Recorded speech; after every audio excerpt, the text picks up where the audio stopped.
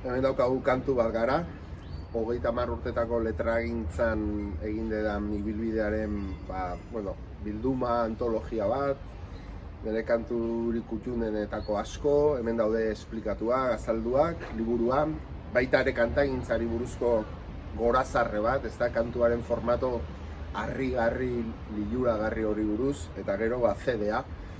Hainbat kantu ezagunen bertsioa dituena eta Euskal Herriko kantari eta lagun askorekin batera grabatu ditudanak.